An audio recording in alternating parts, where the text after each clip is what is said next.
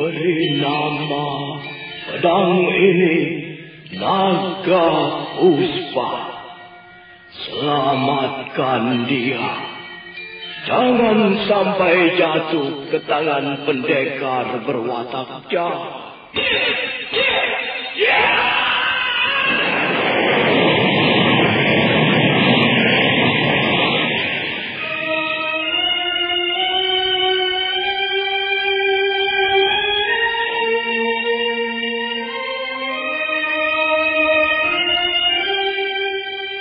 Tutur Tidula.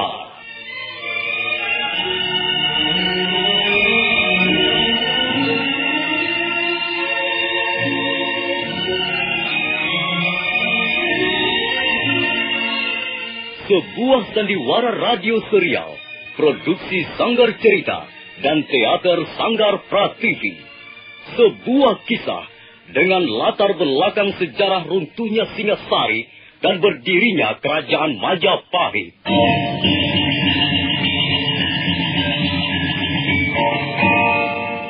Sandiwara ini didukung oleh pemain-pemain radio yang sudah ternama. Ferry Fadli, Ivone Rose, dan Eli Ermawati.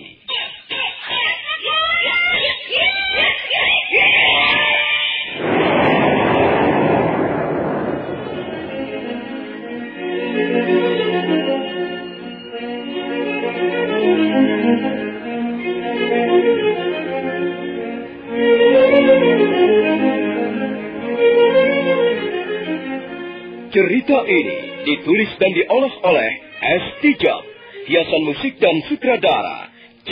Ispriyonoka. Kali ini mengetengahkan episode ke-9 dengan judul Badai Mengamuk di Atas Kediri.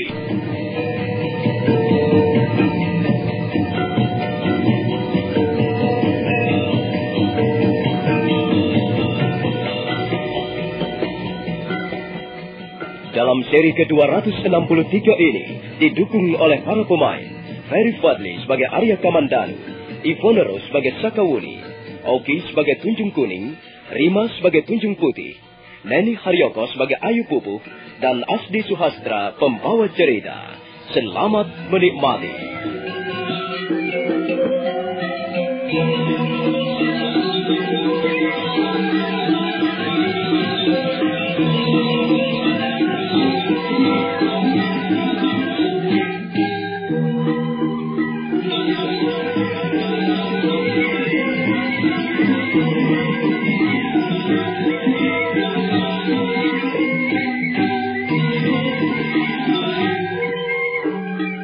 Mendadak wajah Sakawuni berubah menjadi liar. Dia tiba-tiba bangkit dan berlari sambil berteriak-teriak marah. Arya Kamandanu terkejut.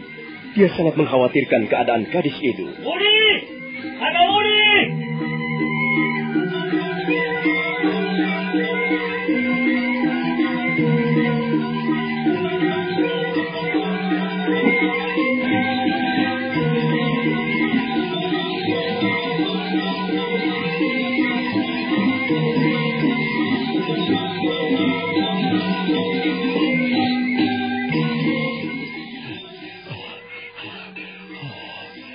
Apa yang akan dilakukan Sakawuni terhadap ibunya? Jangan-jangan mereka akan bertengkar dan bertarung. Kasihan mereka itu. Tapi aku harus menjaga ayahanda banyak kapuk. Dia sedang terluka parah. Apa yang harus kulakukan sekarang? Mengapa keadaannya menjadi begini? Serba susah. Mudah-mudahan saja Sakawuni segera sadar. Mudah-mudahan saja Dewi Tunjung Biru segera bisa memahami keinginan putrinya. Arya Kamandanu tidak meneruskan mengejar Sakawuni. Dia membalikkan tubuhnya, kemudian bergegas melangkah ke arah pondok, di mana banyak kapuk ditinggalkan.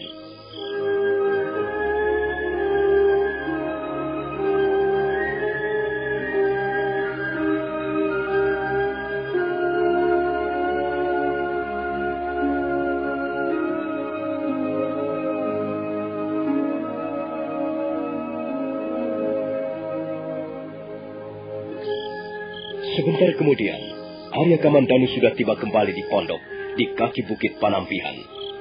Dia segera menghampiri banyak kapuk yang terbaring diam. Ayahanda banyak kapuk?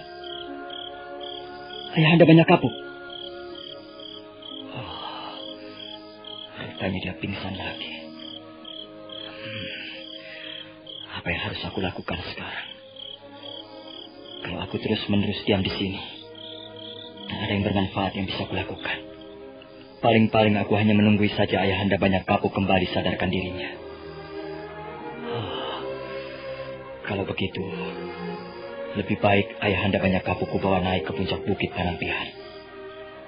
Entah apa yang akan terjadi di sana, aku tidak tahu. Tapi aku harus berbuat sesuatu untuk menolongnya. Arya Kamandanu segera duduk bersila dan memejamkan kedua belah matanya. Dia bermaksud menggunakan aji seipi angin. Mendadak terasa pusarnya menjadi dingin. Kemudian hawa dingin itu menyebar ke seluruh tubuh. Selanjutnya dia merasakan tubuhnya menjadi sangat ringan. Banyak kapuk masih diam dalam keadaan tidak sadarkan diri ketika Arya Kamandanu menggendongnya di atas pundaknya. Sebentar kemudian, Arya Kamandanu sudah mendukung tubuh laki-laki terluka parah itu menaiki kaki bukit Panampihan.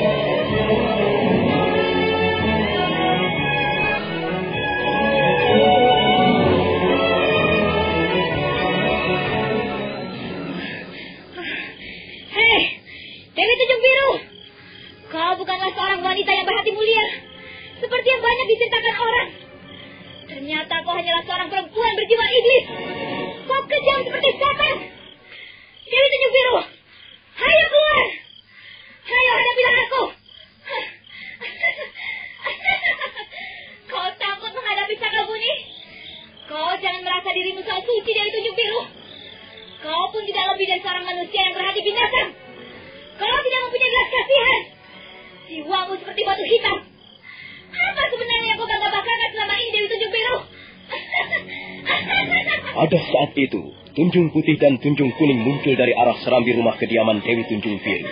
Mereka berdua menghampiri Sakawuni yang masih tertawa seperti orang kesetan. Sakawuni, apa yang kau lakukan di sini? Aku mencari majikanmu. Suruh dia keluar. Suruh dia menghadapi aku. Junjunganku tidak ada di dalam rumah. Kau tidak perlu marah-marah di sini, Sakawuni. Aku tidak percaya. Dewi Tunjung Biru pasti bersembunyi di dalam sana. Ayo, suruh dia keluar. Wanita berhati iblis itu akan segera kuhajar sampai babak belur. Lancang sekali mulutmu, Sakawuni. Tidak seharusnya kau berkata seperti itu pada ibumu sendiri. Dewi Tunjung Biru bukan ibuku. Aku tidak sudi mempunyai ibu berhati iblis. Suruh dia keluar cepat. Tahanlah dirimu, Sakawuni. Ayolah, kita bicara di serambi. Tidak, aku tidak sudi bicara dengan kalian. Kalian pasti sama saja dengan junjungan kalian. Kalian wanita-wanita yang berkedok kesucian. Kalian menyepi di bukit Panampihan ini hanya untuk menutupi kebusukan hati kalian semata-mata. Aku tidak sudi berhubungan dengan perempuan-perempuan munafik seperti kalian. Sakawuni, mengapa kau marah-marah begini? Apa persoalannya? Aku tidak mempunyai persoalan dengan kalian. Aku hanya mempunyai persoalan dengan Dewi Tunjung Biru. Karena itu, suruh dia keluar. Dia harus membuat perhitungan denganku. Sakawuni, bukankah sudah kukatakan bahwa Dewi Tunjung Biru tidak ada di rumah? Bohong! Dusta! Kalian bermaksud melindungi majikan kalian, bukan? Sakawuni, kalau kau terus-menerus marah-marah seperti ini, kami akan mengusirmu. Kalian bisa? Silahkan. Silahkan mengusir aku. Kau pikir gampang mengusir Sakawuni? Ayo, majulah kalian berdua. Atau aku yang akan melabrak kalian.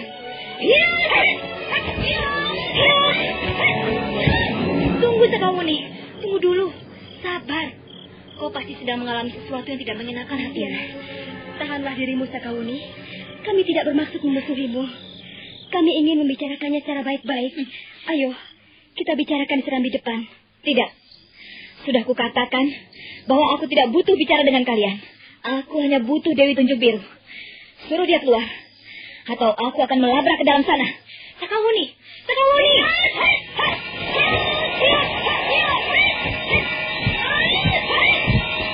Sakawuni sama sekali tidak memberi kesempatan Tunjung Putih dan Tunjung Kuning untuk mengadakan perlawanan. Dia terus menggebrak. Tunjung Kuning dan Tunjung Putih seketika menjadi kelabakan. Sakawuni memang mempunyai kemampuan di atas mereka.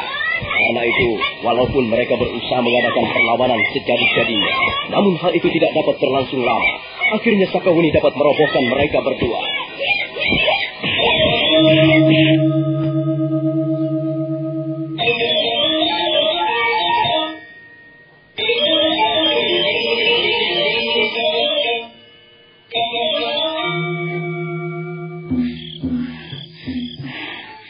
Maafkan aku, Tunjung Putih dan Tunjung Kuning. Kalian berdua memaksa aku untuk melakukan kekerasan. Tapi salah kalian sendiri. Mengapa kalian berusaha menghalang-halangi Sakawuni? Sekarang tiba giliranmu, Dewi Tunjung Biru. Jangan enak-enak kau bersembunyi di dalam bilikmu. Ini lihat, Sakawuni yang datang.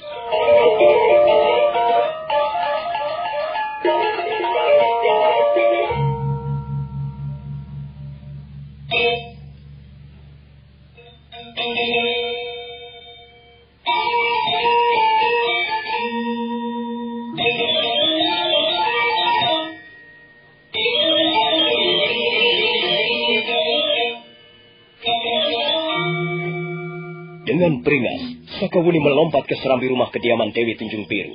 Dia tidak menunggu lebih lama lagi. Dia segera menghampiri ruangan tidur Dewi Tunjung Biru yang terletak di bagian tengah. Pintu ruangan tertutup rapat dari dalam. Sakawuni tidak sabar lagi. Karena itu dia segera menggebrak pintu itu.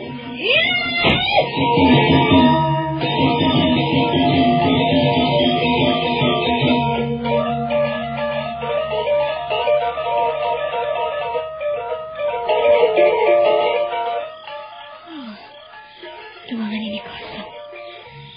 Dia tidak ada di sini. Dia pasti sudah melarikan diri.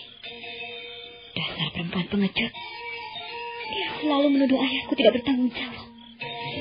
Tapi ternyata dia sendiri pun tidak lebih dari seorang wanita pengecut. Kurang ajar. Akan kucari dia. Akan kucari sampai ke ujung dunia sekalipun. Kau telah membuatku kecewa, Dewi Tunjung Biru. Kau telah menyakiti hatiku.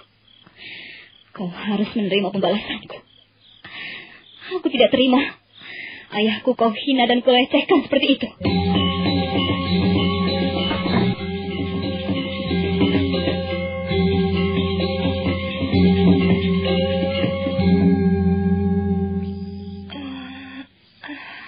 Tunjung Kuning? Tunjung Kuning? Tunjung Kuning? Rupanya aku telah pingsan, Tunjung Putih. Aku telah tidak sadarkan diri. Iya, kita telah gagal mencegah Sakawuni, Tunjung Kuning. Gadis itu mempunyai ilmu kanuragan jauh melebihi kita. Tapi Tunjung Putih, jangan kau katakan di mana Dewi Tunjung Biru berada sekarang ini.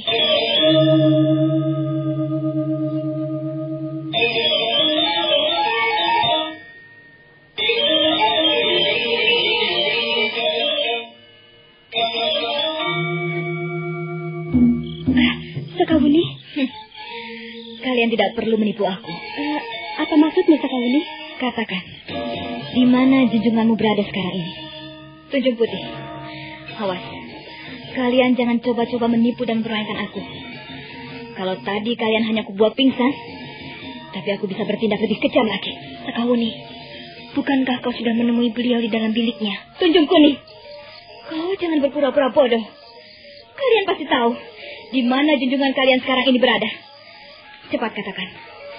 Atau kalian akan kubuat juga balik di halaman ini. Maaf, Sakawuni. Kami tidak tahu. Tunjung Putih, kau tidak perlu melindungi wanita seperti Dewi Tunjung Biru itu. Apa keistimewaannya wanita seperti itu? Apa kebisaannya? Dia bukanlah wanita yang pantas dihormati. Cepat katakan. Di mana dia sekarang berada? Jadi kalian tidak mau mengatakan? Hah? Katakan cepat. Aduh. Baik Sakawuni. Baiklah. Akan kukatakan. Kamu bohongi aku. Kalian berdua akan kubunuh sekarang juga. Tidak Sakawuni. Aku tidak akan membohongimu. Baiklah, akan kukatakan. Dewi Tunjung Biru sekarang ini sedang berada di Sanggar Pamujan. Di mana letaknya Sanggar Pamujan itu? Di sebelah timur rumah ini ada sebuah dinding karang yang cukup tinggi. Di balik dinding karang itu ada sebuah jalan setapak menuju ke sebuah goa. Nah, dalam goa itulah sekarang ini Dewi Tunjung Biru sedang bersemadi.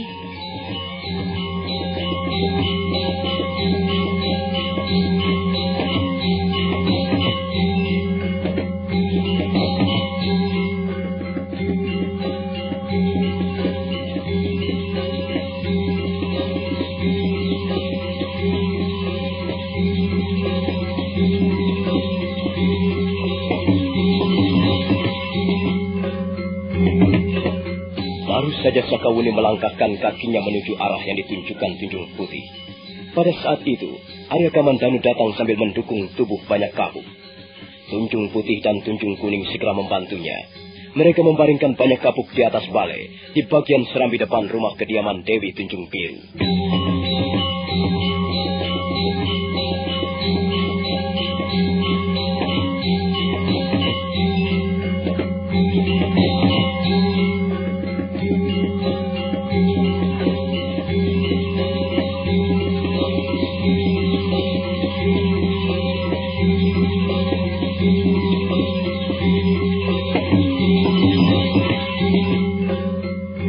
Di mana Sakawuni, Tunjung Putih? Dia berusaha menemui ibunya, Tuan. Kami tidak berhasil menghalang-halanginya. Di mana Dewi Tunjung Biru sekarang berada? Di Sanggar Pamujan. Di dalam sebuah goa, tidak jauh dari tempat ini.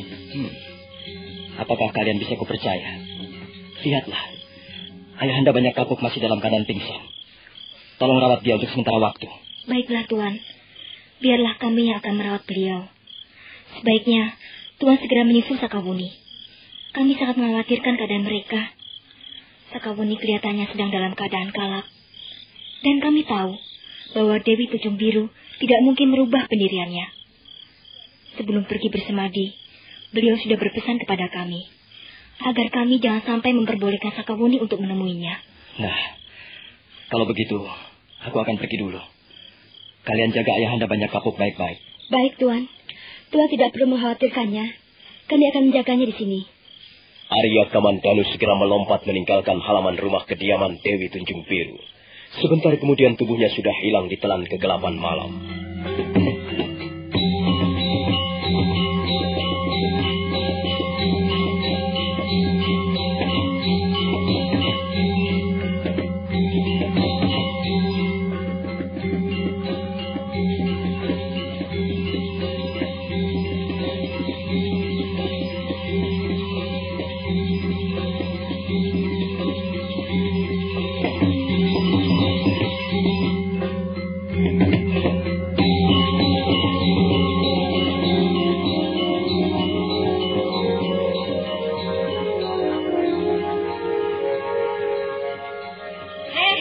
Dewi Tunjung Biru, apa yang kau lakukan di situ? Kau tidak perlu memuja semedi pada para dewata. Hatimu kotor berdebu. Hanya manusia yang berjiwa bersih dapat melakukan puja semedi dengan sempurna. Lebih baik kau keluar dan menemui aku, Dewi Tunjung Biru. Tak ada perlunya kau mendekam di dalam gua itu. Ayo, keluarlah.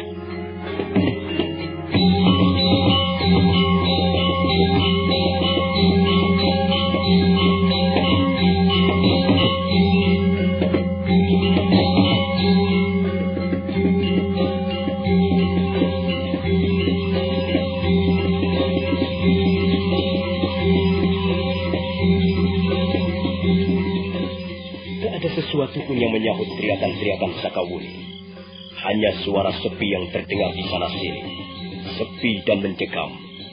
Kembali Sakawuni berteriak ke arah mulut gua yang menganga lebar, bagaikan mulut seorang raksasa yang sedang bertapa di tengah hutan. Dewi Tunjung Biru! Apakah kau sudah bisu? Apakah kau sudah tuli?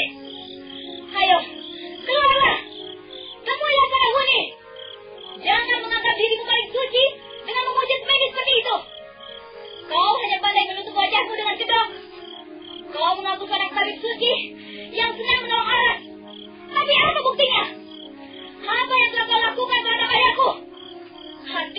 mulutku seperti dinding-dinding batu karang. Kau hanya mau menang sendiri. Kau hanya mau menang sendiri. Sakawuni, anak tidak tahu sopan santun, anak liar. Berani sekali kau mengotori sanggar Pamujan ini.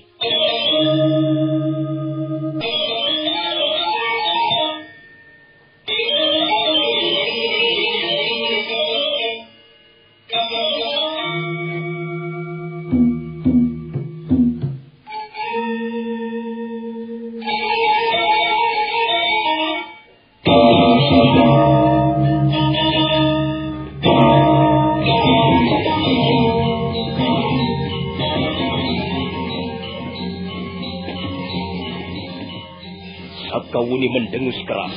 Tiba-tiba saja di depan pintu gua, Dewi Tunjung Biru sudah berdiri tegak. Pakaiannya yang serba biru berkibaran ditiup angin malam. Wajahnya nampak tegang. Kemudian perlahan-lahan dia melangkah ke arah Sakawuni. Sakawuni sama sekali tidak mau mundur parang setapak pun. Dia malah berdiri berkacak pinggang, menantang.